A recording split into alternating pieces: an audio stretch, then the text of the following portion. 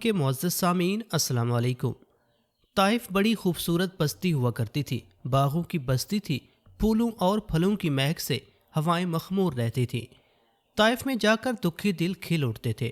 یہ جنگجو سرداروں کی بستی تھی۔ یہ ثقیف جیسے طاقتور قبیلے کا مرکز تھا۔ اس بستی کے قریب اس قبیلے کی عبادت گاہ تھی، جس میں ثقیف، حوازن اور چند اور قبائل کے دیوتا لات کا بت رکھا تھا، جو بت نہیں ایک چبوترا تھا۔ یہ قبائل اس چبوترے کو دیوتا کہتے اور اس کی پوجا کرتے تھے۔ اس عبادت گاہ میں ان کا کاہن رہتا تھا، جسے خدا کا اور دیوتا لات کا ایلچی سمجھا جاتا تھا۔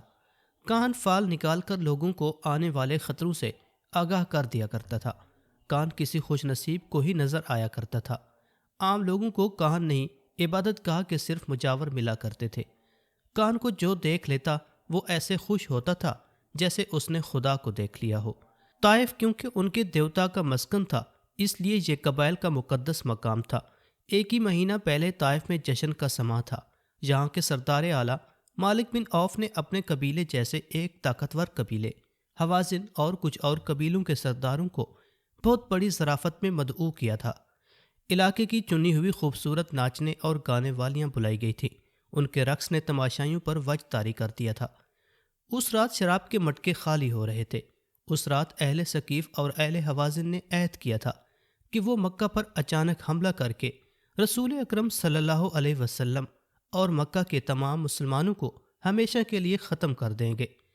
ان کے قبائل کے ایک ضعیف العمر سردار ترید بن سما نے کہا تھا، اٹھو اور لات کے نام پر حلف اٹھاؤ کہ ہم محمد صلی اللہ علیہ وسلم اور اس کے تمام پیروکاروں کو، جنہوں نے مکہ کے تمام بت توڑ ڈالے ہیں، ختم کر کے اپنی عورتوں کو منہ دکھائیں گے۔ مالک بن عوف، جس کی عمر ابھی 30 سال تھی، جوش سے پھٹا جا رہا تھا۔ اس نے کہا تھا کہ قبائل کا متحدہ لشکر مکہ میں مسلمانوں کو بے خبری میں جا پہنچے گا۔ اس رات مالک بن عوف، ترید بن سما اور دوسرے قبیلوں کے سردار کان کے پاس گئے تھے۔ کان سے انہوں نے پوچھا تھا کہ وہ مکہ کے مسلمانوں کو بے خبری میں دبوچ سکیں گے، اور کیا ان کا اچانک اور غیر متوقع حملہ مسلمانوں کو گھٹنوں بٹھا سکے گا۔ کان نے انہیں یقین دلایا تھا کہ دیوتا لات نے انہیں آشیرواد دے دی ہے۔ کاہن نے بڑے وثوق سے کہا تھا کہ مسلمانوں کو اس وقت پتہ چلے گا جب تمہاری تلواریں انہیں کاٹ رہی ہوں گی۔ اب ایک ہی ماہ بعد طائف کا حسن اداس تھا۔ بستی کے ماحول پر خوف و ہراس طاری تھا۔ اپنے دیوتا لات کی آشیرواد سے اور کاہن کی یقین دہانی سے ثقیف، حوازن اور دیگر قبائل کا جو لشکر مکہ پر حملہ کرنے کیا تھا، وہ مکہ سے دور حنین کے مقام پر مسلمانوں کے ہاتھوں پٹ کر اور تتر بتر ہو کر واپس آ رہا تھا۔ بھاگ کے آنے والوں میں پیش پیش اس متحدہ لشکر کا سالار اعلیٰ، جوان سال اور جوشیلا سردار مالک بن عوف تھا۔ وہ سب سے پہلے اسی لیے طائف پہنچا تھا کہ شہر کے دفاع کو مضبوط بنا سکے۔ مسلمان رسول اکرم صلی اللہ علیہ وسلم کی قیادت میں طائف کی طرف بڑھے آ رہے تھے۔ طائف کے لوگوں، طائف کی گلیوں میں گھبرائی گھبرائی سی آوازیں اٹھ رہی تھیں۔ مسلمان آ رہے ہیں، شہر کا محاصرہ ہوگا، تیار ہو جاؤ، اناج اور کھجوریں اکٹھی کر لو، پانی جمع کر لو۔ سب سے زیادہ گھبراہٹ مالک بن عوف پر طاری تھی۔ اسے طائف ہاتھ سے جاتا نظر آ رہا تھا۔ اسے شکست اور پسپائی کی چوٹ تو پڑی ہی تھی، سب سے بڑی چوٹ اس پر یہ پڑی کہ وہ جب شہر میں داخل ہوا تو عورتوں نے اس کی بہادری اور فتح کے گیت گانے کی بجائے اسے نفرت کی نگاہوں سے دیکھا تھا، اور اس کے لشکریوں کو بعض عورتوں نے تانے بھی دیے تھے، بیویاں اور بیٹیاں کہاں ہیں جنہیں تم ساتھ لے گئے تھے؟ عورتیں لشکریوں سے طنزیہ لہجے میں پوچھ رہی تھیں۔ بچے بھی مسلمانوں کو دے آئے ہو، یہ بھی ایک تانا تھا جو عورتیں انہیں دے رہی تھیں۔ مالک بن عوف نے اپنے سامنے اپنے نائب سالاروں اور کمانداروں کو بٹھا رکھا تھا اور انہیں بڑی تیز تیز بولتے ہوئے کہہ رہا تھا کہ دوسرے قبیلوں کو بھی شہر میں لے آؤ، مسلمان آ رہے ہیں۔ مالک بن عوف نے ذرا سا بھی آرام نہ کیا، آتے ہی طائف کا دفاع مضبوط کرنے میں لگ گیا۔ اس کے نائب کمانڈر اور قاصد پسپا ہو کر آنے والوں کو اکٹھا کرنے میں لگے ہوئے تھے۔ آدھی رات تک وہ تھک کر چور ہو چکا تھا۔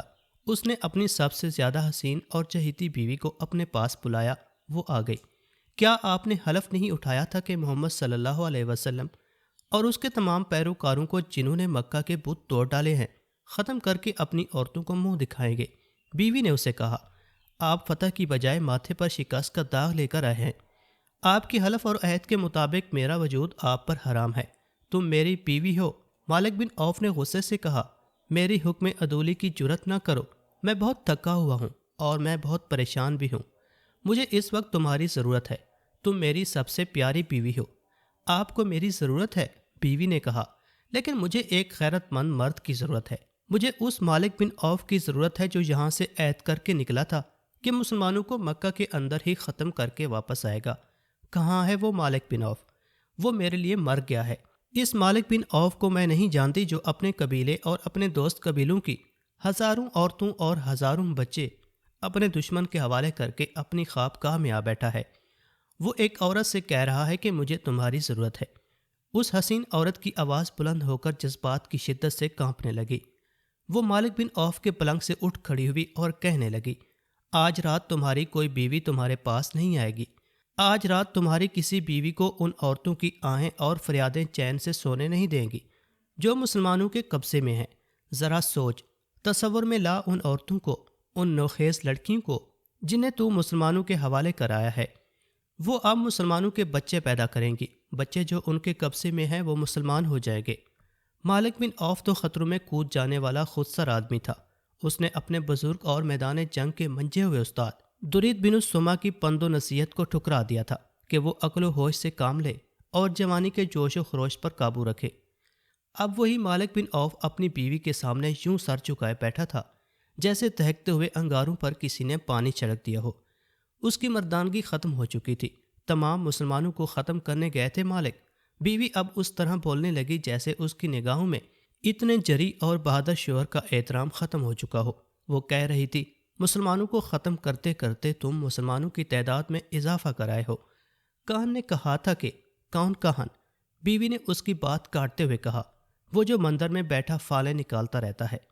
تم جیسے آدمی اپنی قسمت اپنے ہاتھ میں رکھا کرتے ہیں اور اپنی قسمت اپنے ہاتھوں بنایا اور بگاڑا کرتے ہیں۔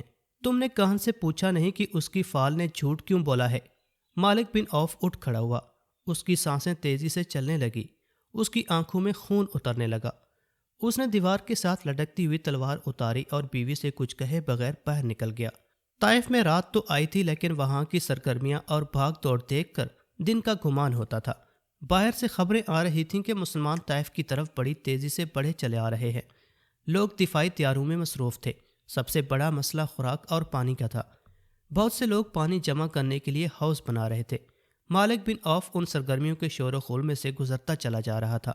لوگ اتنے مصروف تھے کہ کسی کو پتہ ہی نہ چلا کہ ان کے درمیان سے ان کا سالار اعلیٰ گزر چکا ہے۔ عبادت گاہ میں وہ کان جس نے کہا تھا کہ ثقیف اور حوازن مسلمانوں کو مکہ میں بے خبری میں ہی جا لیں گے، گہری نیند سویا ہوا تھا۔ اسے جگانے کی کوئی جرت نہیں کر سکتا تھا۔ وہ عبادت گاہ کے کسی اندرونی حصے میں سویا ہوا تھا۔ عبادت گاہ کے مجاور بیرونی کمرے میں سوئے ہوئے تھے۔ انہیں کسی کے قدموں کی آہٹ سنائی دی۔ یہ ان کے فرائض میں شامل تھا کہ کان کے کمرے تک کسی کو نہ پہنچنے دیں۔ 2-3 مجاور اٹھ کر باہر آ گئے۔ ایک کے ہاتھ میں مشل تھی۔ مالک بن عوف، ایک مجاور نے مالک کے راستے میں آ کر کہا، کیا قبیلے کا سردار نہیں جانتا کہ اس سے آگے کوئی نہیں جا سکتا؟ ہم سے بات کر مالک بن عوف۔ اور کیا تم نہیں جانتے کہ ایک سردار کا راستہ روکنے کا نتیجہ کیا ہو سکتا ہے؟ مالک بن عوف نے تلوار کے دستے پر ہاتھ رکھ کر کہا، میں کان کے پاس جا رہا ہوں۔ کان کے قہر کو سمجھ مالک، ایک اور مجاور نے کہا، کان جو اس وقت تمہیں سویا ہوا نظر آئے گا وہ لات کے حضور کیا ہوا ہے۔ اس حالت میں اس کے پاس جاؤ گے تو؟ مالک بن عوف ایسی ذہنی کیفیت میں تھا جس نے اس کے دل سے کان کا تقدس اور خوف نکال دیا تھا۔ ایک تو وہ بہت بری شکست کھا کر آیا تھا، دوسرے اس کی بیوی نے اسے دھتکار دیا تھا جسے وہ دل و جان سے چاہتا تھا۔ اس نے مجاور کے ہاتھ میں پکڑے ہوئے مشل کے ڈنڈے پر ہاتھ مارا اور اس کے ہاتھ سے مشل چھین کر کان کے کمرے کی طرف چلا گیا۔ مجاور اس کے پیچھے دوڑا لیکن وہ کان کے کمرے میں داخل ہو گیا۔ کان مجاوروں کے شور سے جاگ اٹھا تھا۔ اپنے کمرے میں مشل کی روشنی دیکھ کر اٹھ بیٹھا۔ مالک بن عوف نے مشل دیوار میں اس جگہ لگا دی جو اسی مقصد کے لیے دیوار میں بنائی گئی تھی۔ مقدس کان، مالک بن عوف نے کہا، میں پوچھنے آیا ہوں کہ تمہاری شکست کا سبب کیا ہوا؟ کان نے اس کی بات پوری کرتے ہوئے کہا، کیا میں نے کہا نہیں تھا کہ ایک خام کی قربانی دو؟ اور مقدس کان، مالک بن عوف نے کہا، تم نے یہ بھی کہا تھا کہ حام نہ ملے تو اپنے قبیلے سے کہو کہ اپنے خون کی اور اپنی جانوں کی قربانی دے۔ تم نے کہا تھا کہ حام کی تلاش میں وقت ضائع نہ کرنا۔ تم نے کہا تھا کہ مسلمان لڑنے کے لیے تیار نہیں ہوں گے۔ کیا تو اپنے دیوتا سے باز پرس کرنے آیا ہے کہ دشمن نے تمہیں شکست کیوں دی ہے؟ کان نے پوچھا۔ میں نے کہا تھا کہ پیٹھ نہ دکھانا، کیا تیرے لشکر نے پیٹھ نہیں دکھائی؟ تیرے لشکر میں تو اتنی سی بھی غیرت نہیں تھی کہ اپنی عورتوں اور بچوں کی حفاظت کرتا۔ میں پوچھتا ہوں تم نے کیا کیا؟ مالک بن عوف نے پوچھا۔ اگر سب کچھ ہمیں ہی کرنا تھا تو تم نے کیا کمال دکھایا؟ تم نے کیوں کہا تھا کہ مسلمانوں کو اس وقت پتہ چلے گا جب تمہاری تلواریں انہیں کاٹ رہی ہوں گی؟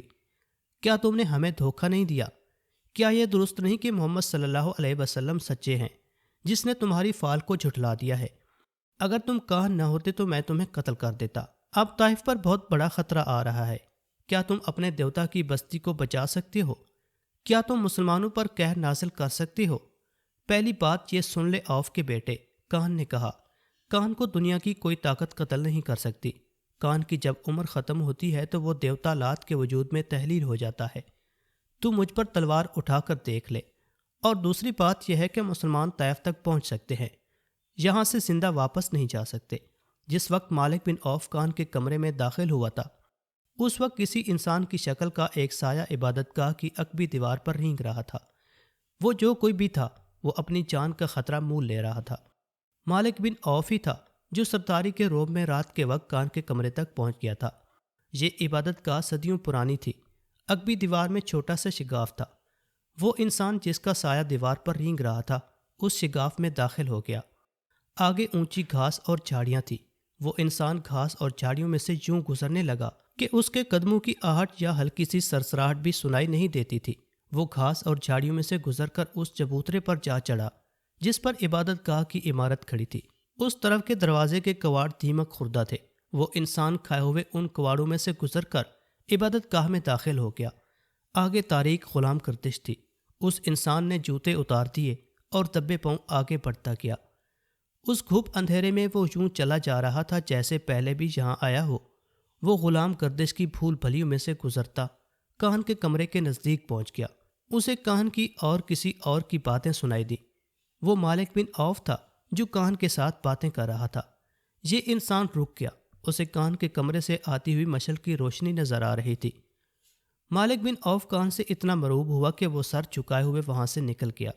یہ انسان جو قریب ہی کہیں چھپ گیا تھا آگے بڑھا۔ کان دروازے کی طرف دیکھ رہا تھا۔ اس کی آنکھیں حیرت سے کھل گئیں کیونکہ اس کے سامنے ایک جوان سال لڑکی کھڑی تھی۔ اس لڑکی کو وہ پہچانتا تھا۔ یہ وہی یہودی لڑکی تھی جسے ایک ضعیف العمر یہودی کان کے پاس تحفے کے طور پر لایا تھا، اور اس لڑکی کے ساتھ اس نے سونے کے 2 ٹکڑے کان کی نظر کیے تھے۔ یہ کان کا انعام یا معاوضہ تھا۔ کان نے اسے یقین دلایا تھا کہ ثقیف اور حوازن کے قبیلے مسلمانوں کو مکہ میں ہمیشہ کے لیے ختم کر دیں گے۔ اس نے اس بوڑھے یہودی سے کہا تھا، دیوتا لات کا اشارہ کبھی غلط نہیں ہو سکتا۔ بوڑھا یہودی اس یہودی لڑکی کو کان کے پاس ایک رات کے لیے چھوڑ کر چلا گیا تھا۔ طائف میں وہ اس خوشخبری کا منتظر بیٹھا تھا کہ ثقیف، حوازن اور ان کے دوست قبیلوں نے اسلام کو مسلمانوں کے خون میں ڈبو دیا ہے۔ لیکن ہوا یہ کہ مالک بن عوف سر چکائے ہوئے طائف میں داخل ہوا تھا۔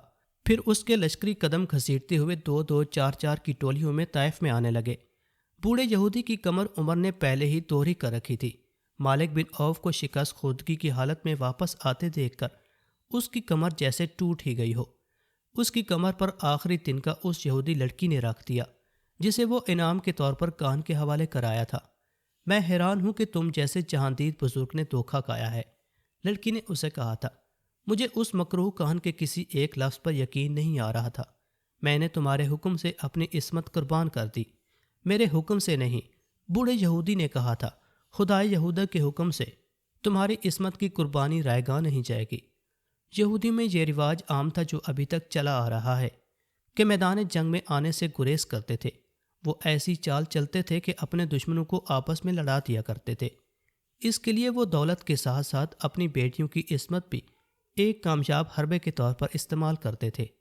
یہودیوں کے معاشرے اور مذہب میں عصمت اور آبرو کی کوئی قدر و قیمت نہیں تھی، لیکن یہ لڑکی اپنی قوم سے بہت ہی مختلف ثابت ہوئی۔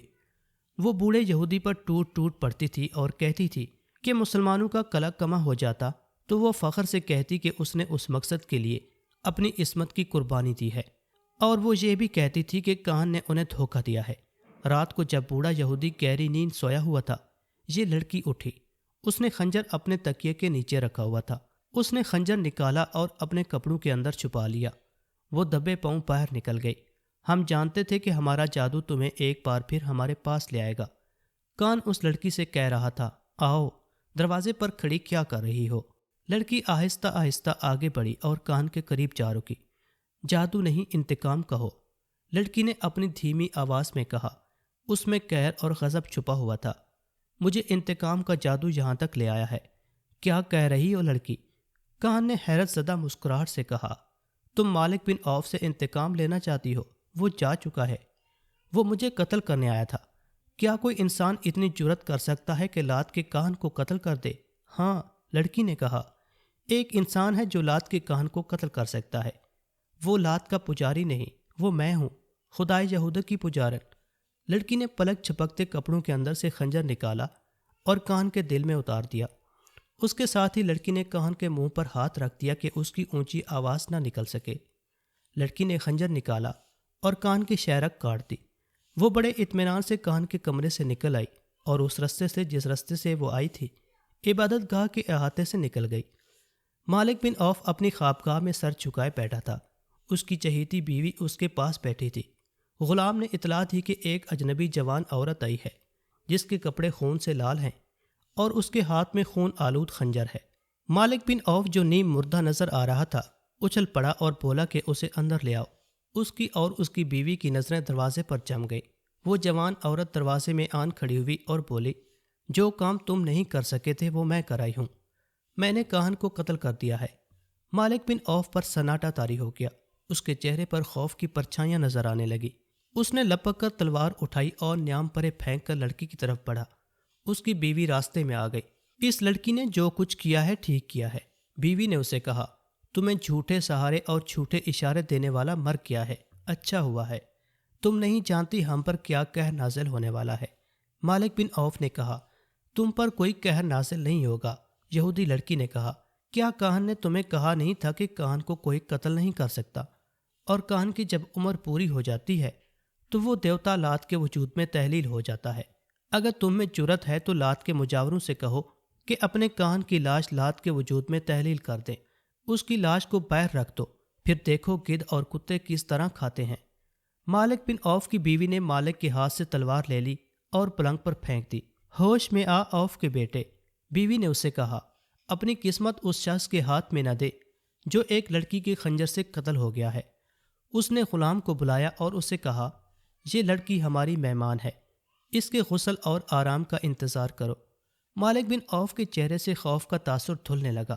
بیوی نے اس کے خیالوں میں انقلاب برپا کر دیا۔ صبح طلوع ہو رہی تھی جب شکست اور غم کے مارے ہوئے مالک بن عوف کو دو اطلاعیں ملی۔ ایک یہ کہ رات کو کاہن قتل ہو گیا ہے، اور مجاور یہ کہہ رہے ہیں کہ رات مالک بن عوف کے سوا کاہن کے کمرے میں اور کوئی نہیں گیا تھا، اور نہ رات کے وقت کسی کو وہاں تک جانے کی جرت ہو سکتی ہے۔ مجاوروں نے یہ مشہور کر دیا تھا کہ کاہن کو مالک بن عوف نے خود قتل کیا ہے یا قتل کروایا ہے۔ مالک بن عوف کو دوسری خبر یہ ملی کہ مسلمان جو طائف کی طرف بڑھے چلے آ رہے تھے معلوم نہیں کدھر چلے گئے ہیں۔ یہ خبر ایسی تھی جس نے مالک بن عوف کے حوصلے میں کچھ جان پیدا کر دی تھی۔ اس نے تیز رفتار گھوڑوں پر 2-3 قاصد اس راستے کی طرف دوڑا دیے جو حنین سے طائف کی طرف آتا تھا۔ اس کے بعد وہ عبادت گاہ کی طرف چلا گیا۔ اس نے لوگوں کو بڑی مشکل سے یقین دلایا کہ وہ مقدس کاہن کو قتل کرنے کی جرت نہیں کر سکتا۔ لوگ پوچھتے تھے کہ پھر قاتل کون ہے؟ مالک بن عوف نے کہا کہ وہ قاتل کا سراغ جلد ہی لگا لے گا۔ وہ یہودی لڑکی کو سامنے نہیں لانا چاہتا تھا۔ اس نے لوگوں کی توجہ ادھر سے ہٹا کر مسلمانوں کی طرف کر دی جو طائف کو محاصرے میں لینے کے لیے بڑھے آ رہے تھے۔ وہ عبادت گاہ کے اندر چلا گیا۔ اس نے مجاوروں کے ساتھ کسی طرح معاملہ طے کر لیا۔ لات کے پجاریوں، ایک بوڑھے مجاور نے باہر آ کر لوگوں کے ہراساں ہجوم سے کہا، ہمارے مقدس کاہن کو کسی نے قتل نہیں کیا، وہ دیوتا لات کے وجود میں گھل مل گیا ہے۔ دیوتا لات کے حکم سے اب میں کاہن ہوں۔ جاؤ اپنی بستی کو اس دشمن سے بچاؤ جو بڑھا چلا آ رہا ہے۔ مالک بن عوف جب اپنے گھر پہنچا تو کچھ دیر بعد اس کے بھیجے ہوئے قاصد واپس آ گئے۔ انہوں نے اسے بتایا کہ اس راستے پر جو طائف کی طرف آتا ہے اس پہ مسلمانوں کا نام و نشان بھی نہیں ہے۔ مالک بن عوف نے اپنے آپ کو دھوکے میں نہ رکھا۔ اس نے اپنے قبیلے کے سرداروں سے کہا کہ محمد صلی اللہ علیہ وسلم اپنے دشمن کو بخشنے والا نہیں، وہ کسی نہ کسی طرف سے جوابی وار ضرور کرے گا۔ اس نے اعلان کیا کہ شہر کے دفاعی انتظامات میں کوئی کمی نہ رہنے دی جائے۔ قاصدوں نے مالک بن عوف کو بالکل صحیح اطلاع دی تھی کہ طائف کے راستے پر مسلمانوں کا نام و نشان نظر نہیں آتا، لیکن مسلمان سیلاب کی طرح طائف کی طرف بڑھے چلے آ رہے تھے۔ انہوں نے رسول اکرم صلی اللہ علیہ وسلم کے حکم سے راستہ بدل لیا تھا۔ بدلا ہوا راستہ بہت لمبا تھا، لیکن رسول کریم صلی اللہ علیہ وسلم نے اتنا لمبا راستہ اختیار کرنے کا فیصلہ اس لیے کیا تھا کہ چھوٹا راستہ پہاڑوں اور چٹانوں میں سے گزرتا تھا، کھڈ نالے بھی تھے۔ رسول کریم صلی اللہ علیہ وسلم نے اپنے سالاروں سے کہا تھا کہ حنین کے پہلے تجربے کو نہ بھولو۔ مالک بن عوف بڑا جنگجو ہے۔ آپ صلی اللہ علیہ وسلم نے فرمایا کہ طائف تک کا تمام علاقہ گھات کے لیے موزوں ہے۔ مالک بن عوف ایسی ہی گھات لگا سکتا ہے جیسی گھات میں اس نے خالد بن ولید کو تیروں سے چھلنی کر دیا تھا۔ رسول اکرم صلی اللہ علیہ وسلم نے جو راستہ طائف تک پہنچنے کے لیے اختیار کیا تھا وہ وادی الملیح سے گزرتا تھا اور وادی القرن میں داخل ہو جاتا تھا۔ آپ صلی اللہ علیہ وسلم اپنے لشکر کو وادی القرن میں سے گزارنے کی بجائے طائف کے شمال مغرب میں 7 میل دور نکل گئے اور نخب اور ساویرہ کے علاقے میں داخل ہو گئے۔ یہ علاقہ نشیب و فراز کا تھا، اس میں پہاڑیاں اور چٹانیں نہ ہونے کے برابر تھیں۔ مجاہدین کا یہ لشکر 5 فروری 630 عیسوی 15 شوال 8 ہجری کے روز طائف کے گرد و نواح میں اس سمت سے پہنچا جو طائف والوں کے فہم و گمان میں بھی نہیں تھی۔ مجاہدین اسلام کا کوچ بڑا ہی تیز تھا۔ ہر اول میں بنو سلیم تھے جن کے کمانڈر خالد بن ولید تھے۔ توقعات کے عین مطابق طائف تک دشمن کہیں بھی نظر نہ آیا۔ اس کی وجہ یہ تھی کہ جیسا کہ مورخین نے لکھا ہے کہ مالک بن عوف اب کھلے میدان میں لڑنے کا خطرہ مول نہیں لے سکتا تھا۔ حنین کے مارکے میں زیادہ تر نقصان بنو حوازن کا ہوا تھا۔ قبیلہ ثقیف لڑا تھا، لیکن جو ٹکر بنو حوازن نے لی تھی وہ بنو ثقیف کو لینے کا موقع نہیں ملا تھا۔ پھر بھی ثقیف پسپا ہو آئے تھے۔ رسول کریم صلی اللہ علیہ وسلم اس خطرے سے بے خبر نہیں تھے کہ اہل ثقیف تازہ دم ہیں اور وہ اپنے شہر کے دفاع میں لمبے عرصے تک لڑیں گے۔ معلوم نہیں یہ کس کی غلطی تھی کہ مسلمان شہر کی دیوار کے خطرناک حد تک قریب جا رکے۔ وہاں وہ پڑاؤ کرنا چاہتے تھے۔ اچانک اہل ثقیف دیواروں پر نمودار ہوئے اور انہوں نے مسلمانوں پر تیروں کا میہ برسا دیا۔ بہت سے مسلمان زخمی اور بہت سے شہید ہو گئے۔ مسلمان پیچھے ہٹائے۔ رسول کریم صلی اللہ علیہ وسلم نے ابو بکر صدیق رضی اللہ تعالی عنہ کو محاصرے کا کمانڈر مقرر کیا۔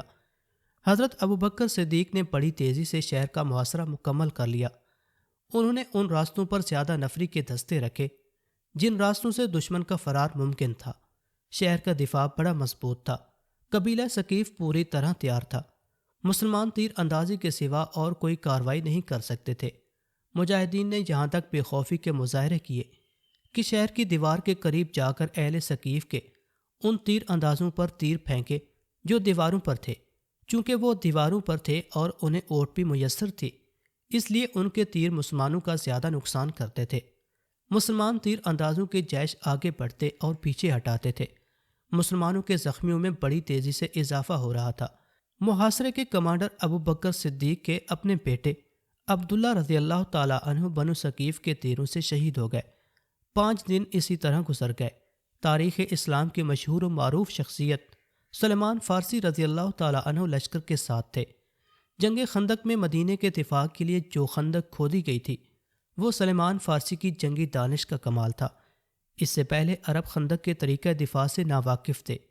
اب سلمان فارسی نے دیکھا کہ محاصرہ کامیاب نہیں ہو رہا تو انہوں نے شہر پر پتھر پھینکنے کے لیے ایک منجیق تیار کروائی، لیکن یہ کامیاب نہ ہو سکی۔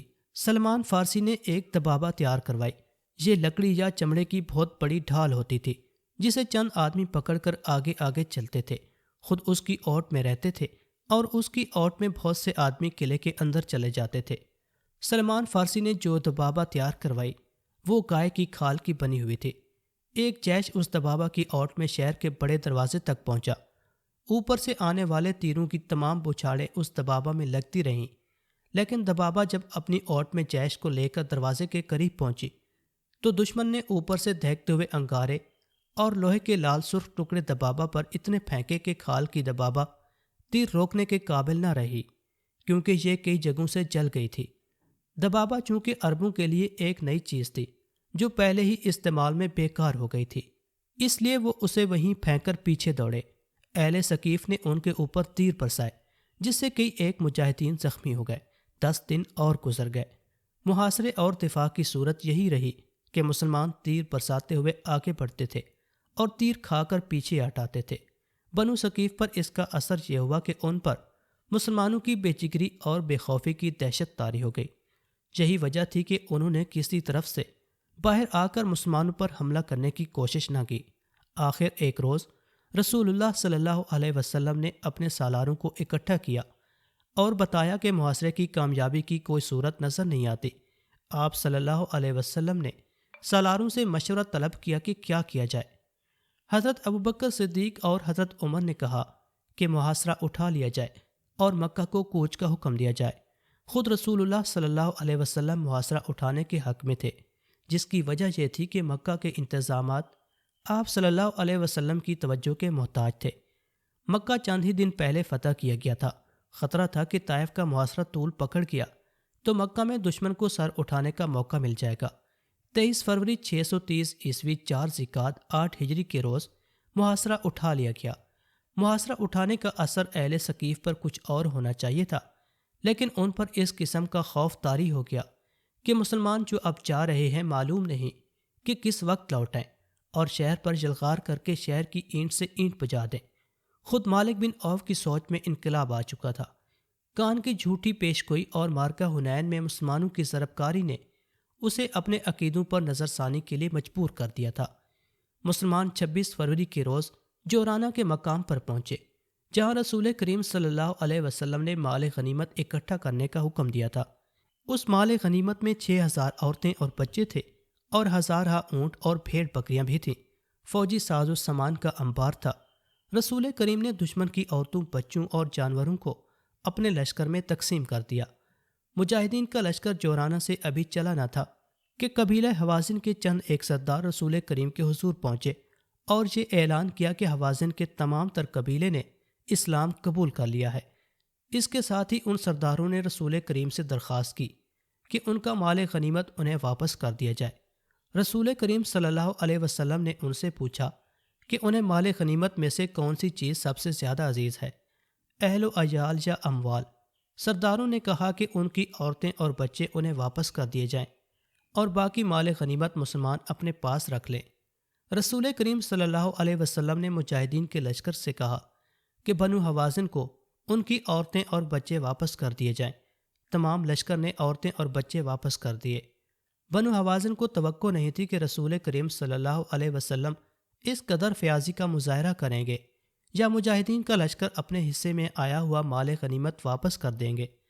مسلمانوں کی اس فیاضی کا اثر یہ ہوا کہ قبیلہ حوازن نے اسلام کو دل و جان سے قبول کر لیا۔ حوازن کے سردار اپنے اہل و عیال کو اپنے ساتھ لے کر چلے گئے۔ مسلمانوں کی فیاضی کے اثرات طائف تک پہنچ گئے۔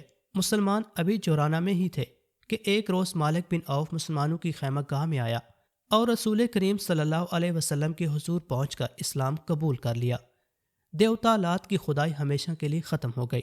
مسلمان ایک عظیم جنگی طاقت بن گئے تھے، لیکن اسلام کا فروغ اس جنگی طاقت کی وجہ سے نہ تھا، بلکہ اسلام میں ایسی کشش تھی کہ جو کوئی بھی اللہ کا یہ پیغام سنتا تھا وہ اسلام قبول کر لیتا تھا۔